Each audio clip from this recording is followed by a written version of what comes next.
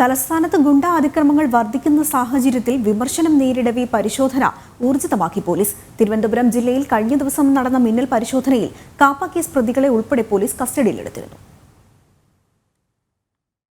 തിരുവനന്തപുരം സിറ്റിയിൽ പൊതുജനങ്ങളുടെ സുരക്ഷ ഉറപ്പാക്കുന്നതിൽ പോലീസ് പരാജയപ്പെട്ടെന്നും ക്രിമിനലുകളെ തളയ്ക്കാൻ പോലീസിന് കഴിയുന്നില്ലെന്നും വിമർശനം വ്യാപകമാണ്.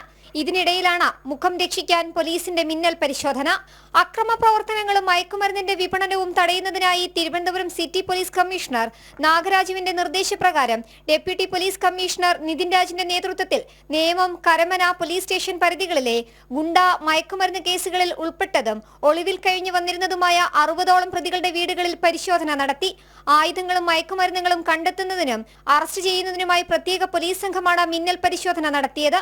250ഓളം പോലീസ് ഉദ്യോഗസ്ഥർ 30 പ്രത്യേക സംഘങ്ങളായാണ് പരിശോധന നടത്തിയത്.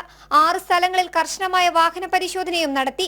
ഈ പരിശോധനയിൽ അടിപിടി കേസുകളിലും മയക്കുമരുന്ന് കേസുകളിലും ഉൾപ്പെട്ട പ്രധാന പ്രതികളെയും അവരുടെ മയക്കുമരുന്ന് മാഫിയ സംഘത്തെയും വിപണനത്തെയും സംബന്ധിച്ചുള്ള വിവരങ്ങളും പോലീസിന് ലഭിച്ചിട്ടുണ്ട്.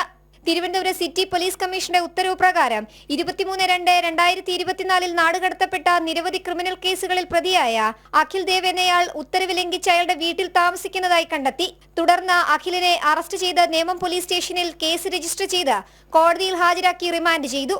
മുൻകരുതൽ നടപടികളുടെ ഭാഗമായി നിരവധി കേസുകളുടെ പ്രതികളായ ശ്രീജിത്ത്, സജാർ എന്നിവരെയും പോലീസ് അറസ്റ്റ് ചെയ്തു. പരിശോധനയിൽ ലഭിച്ച വിവരങ്ങളുടെ അടിസ്ഥാനത്തിൽ വരും ദിവസങ്ങളിൽ നിരീക്ഷണം ശക്തമാക്കും.